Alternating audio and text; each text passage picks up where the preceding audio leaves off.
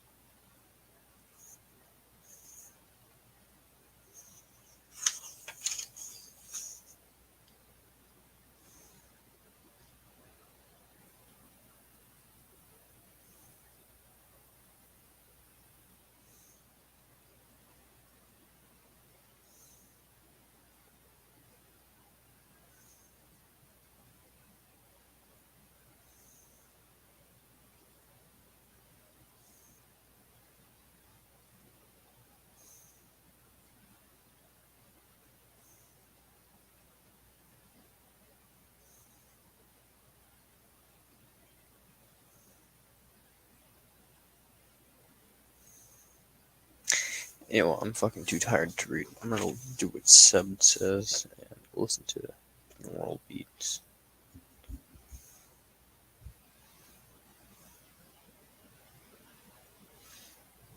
No, I should take my pills.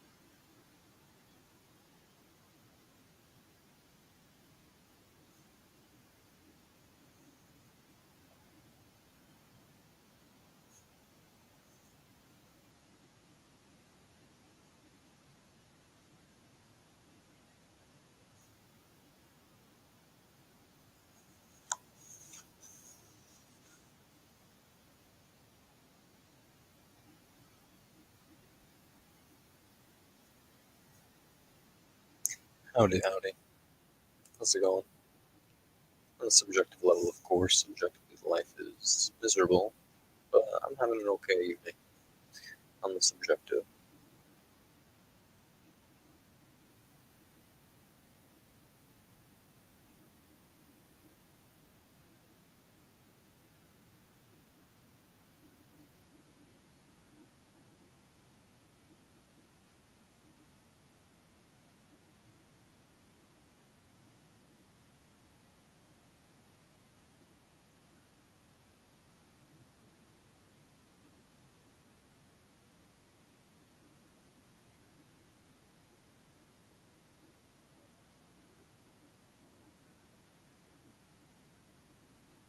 Howdy, Facebook person. I can't see who it is that commented unless I go to my phone.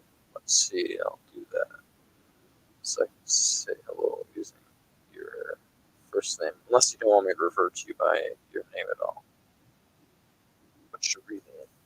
I'm reading History of Antinatalism, How Philosophy Has Challenged the Question of Procreation. This is by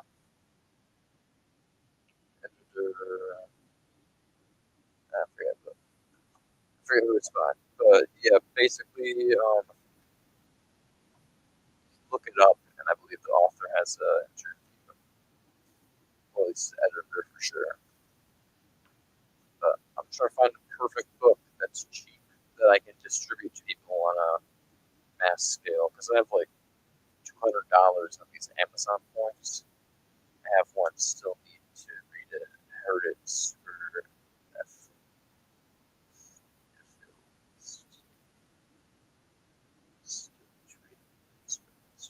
Oh, is this book superfluistic? Or is this superfluistic? You've heard? I'm only on like the first like little bit. I'm on page like 13. I was between reading this,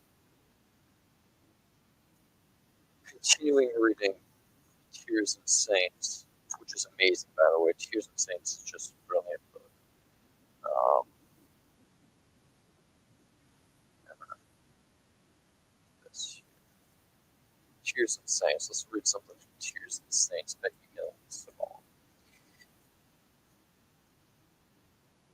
Philosophy is a corrective against sadness, yet there still are people who believe in the profundity of philosophy. Philosophers' sole merit is that they sometimes feel ashamed of being men. Plato and Nietzsche are exceptions. They were always ashamed. The former wanted to take us out of this world, the latter out of ourselves. Even the saints could learn something from them. Thus, the honor of philosophy was saved.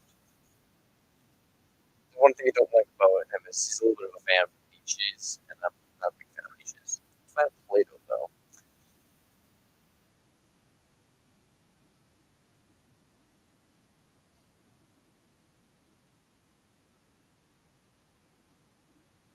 Kevin, Kevin's person content.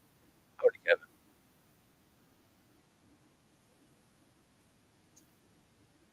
The saint's goodness is repulsive. It is like a sickly discoloration combined with an emasculation of being. Their supreme indifference is off-putting.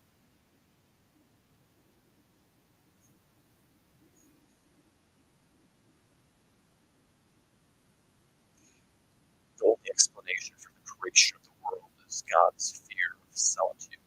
In other words, our role is to amuse our Maker. Poor clowns of the absolute, we forget that we act of tragedy to enliven the boredom of one spectator who applauses has never reached the mortal ear. Solitude weighs in God so much that he invented the saints as a partner in dialogue. I can stand up to God only by confronting him with another solitude. Without my solitude, I will be nothing more than another clown.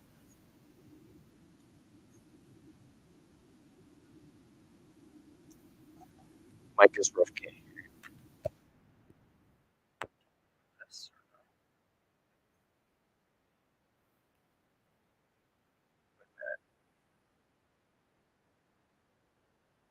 can't tell.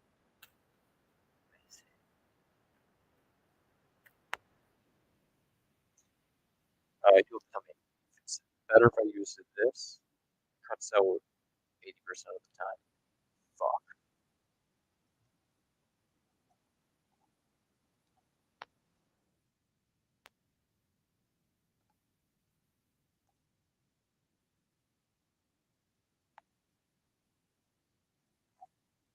What's the chances that this is better? Is it only 1% chances it's better? Let's see. I have no, that's not better.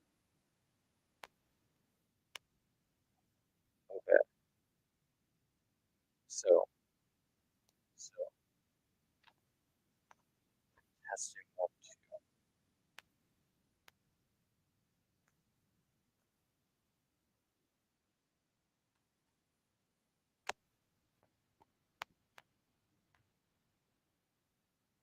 Okay.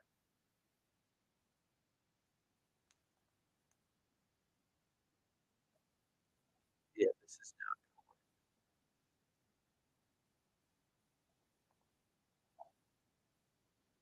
I can't hear it all. That's okay.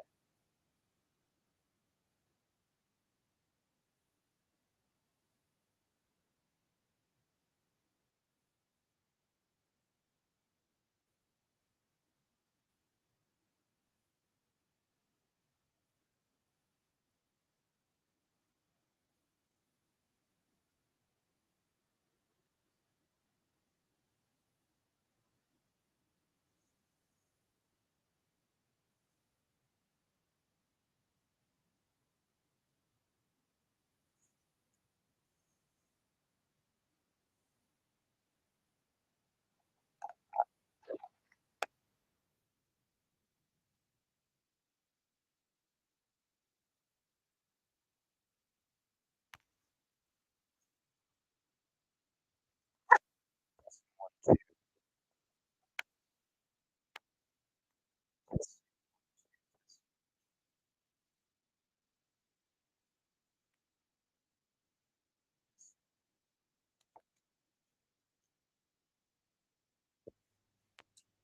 Try this.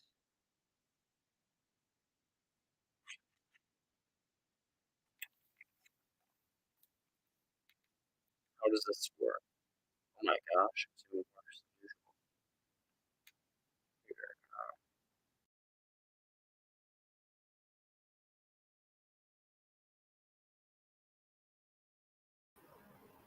Testing 1, 2. Is this better or no? I have no clue.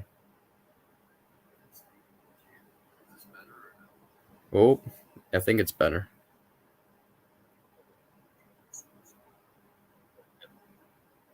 Maybe.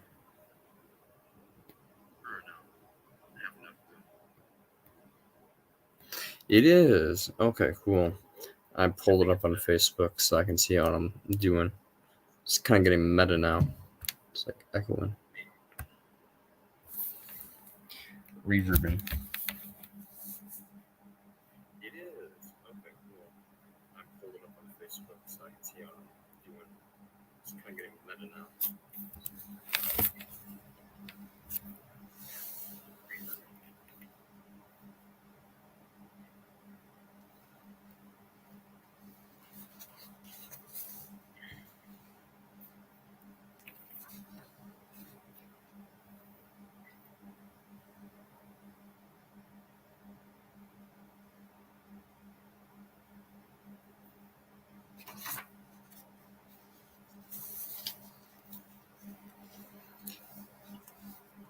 Testing 1, 2.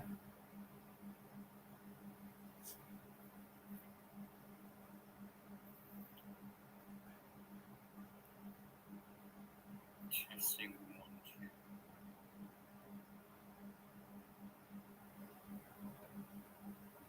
I'm gonna have to get a better mic. Or I suppose I can just talk through that. I do have a delay. It's about. Or I suppose I can just. Here, you can see by this. Or I suppose I can just. Here, you can see by this.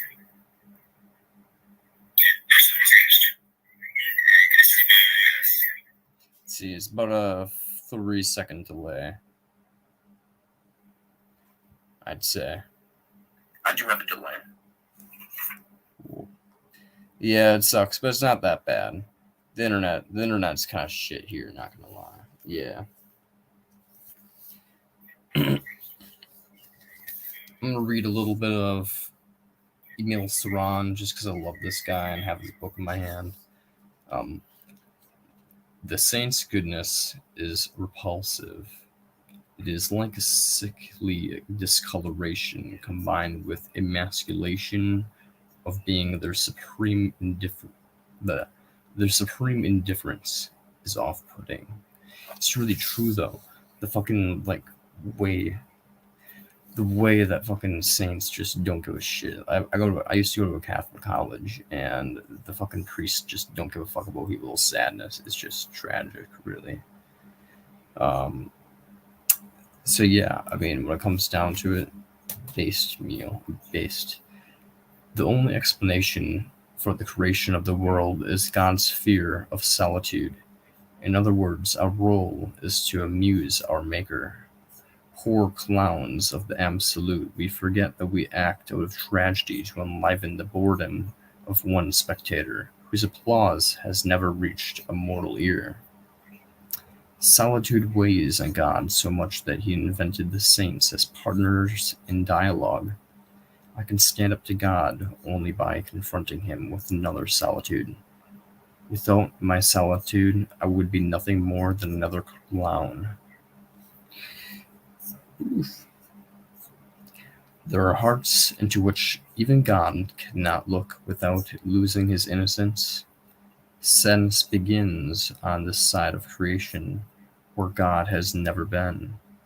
For confrontation with the human heart, how could he have maintained his poise?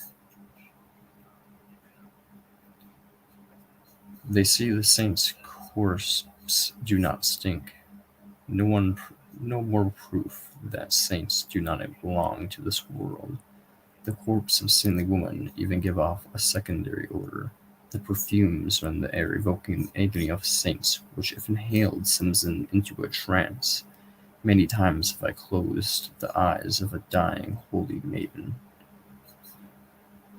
God, good stuff.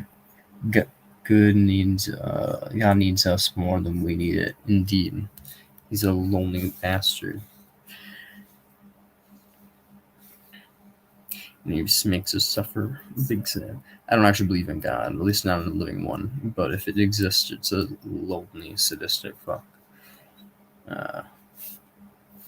We moderns have discovered hell inside ourselves, and that is our good fortune. For what would have become of us if we had only had hell's external and historical representations?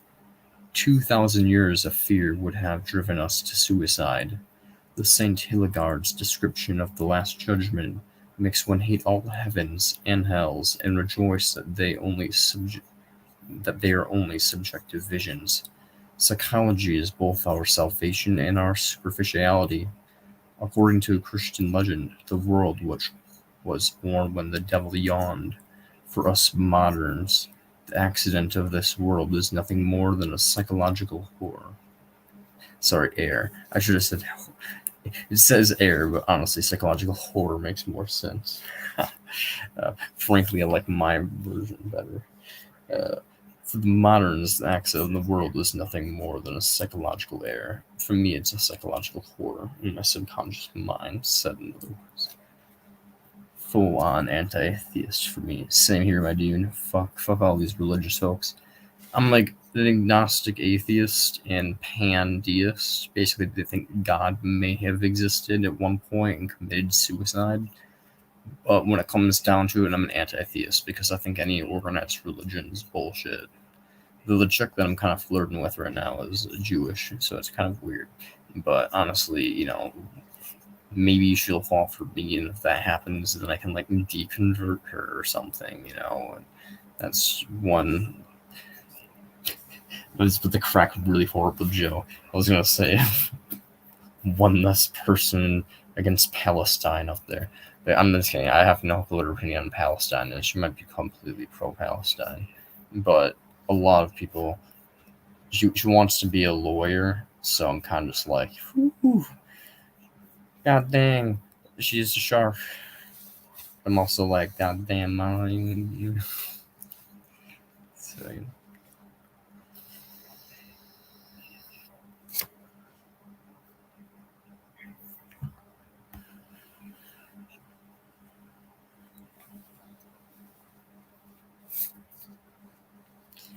what better proof that music is not human than the fact that it has never awakened in me visions of hell? Not even funeral marches could do it. Hell is an actuality, therefore we only remember paradise. We had known hell in our immemorial past. Wouldn't we sigh now after a hell lost? Music is the archaeology of memory. Its excavations have not discovered anywhere a hell that precedes memory. Basically saying that music is heavenly because it brings us euphoria, while it's clearly not hellish because no music to him has ever conjured fear or negative emotions. So therefore, to Emile Cioran, uh, he kind of goes with the Greeks that like memory is kind of like given to us by like gods, not for knowledge is given to us by gods, and that you become like to ego death essentially. To become like a Buddhist, ego death is to like become one with gods, like eternal memory. So he basically thinks that music is one of the more pure languages of the saints and of God, and bing bang boom, uh, the non-world of music is just shitty.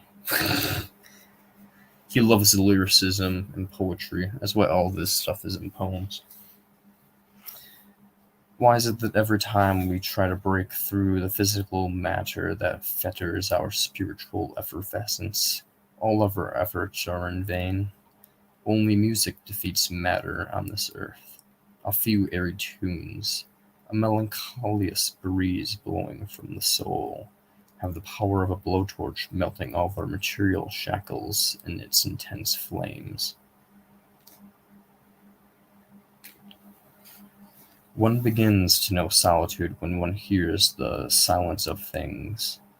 Then one knows the secret buried in the stone and reawakens in the plant. Nature's hidden as well as open ways.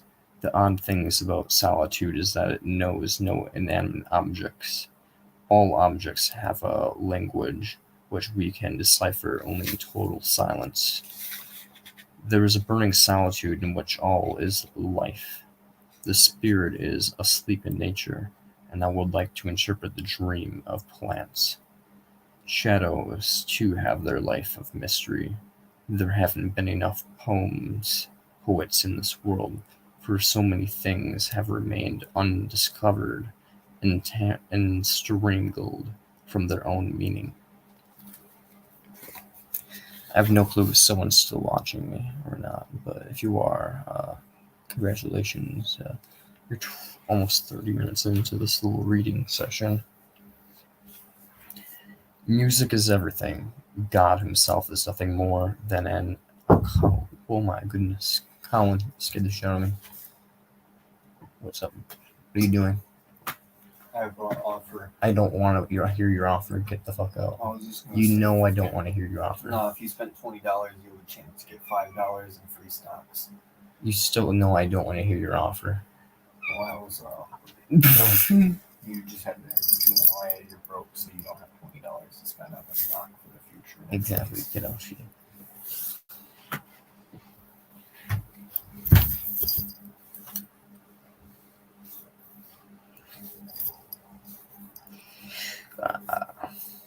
With time suspended consciousness. Look at you, Marco. You're adorable. Also, don't look at the light. You'll go blind. I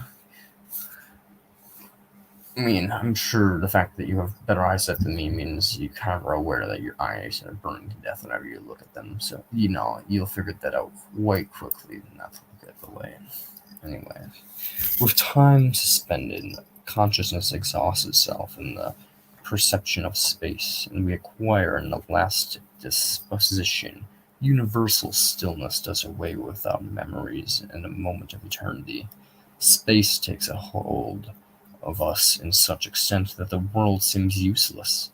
Endless expectation, that is the longing for stillness, possesses us. For space is what the fuck are you doing, Marco? As the quiver of mobility. Yeah, the door's closed. What you gonna do about it, huh? That's the problem. You came in the room and now the door's closed. Yeah. Look at you, girl. What is it raining outside? Huh?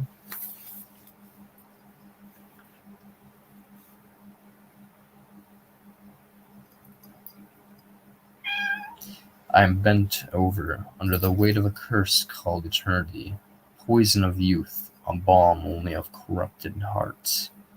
A man's good health can be measured in direct proportion to his hatred and resistance to eternity. The saints' illness is their penance for it. When the void of time gives birth to eternity, one burns with religious courage. The emptying of time, whether one of boredom or dread, throws one into visions of nothingness, full of vague promises. No saint could find eternity in the world. Crossing their inner deserts constitutes the first step towards saintliness. God nestles in spiritual voids. He converts inner deserts for God. For God, like an illness, incubates at the point of least resistance. A harmonious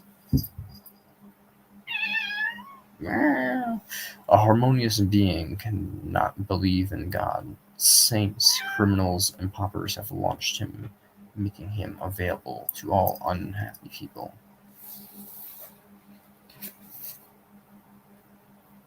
Good book. Gotta run right now. See ya. Yeah, no problem, my dude. I'm glad you could tune in for a little bit. I know you're already gone, but glad you could tune in and enjoy it for a bit.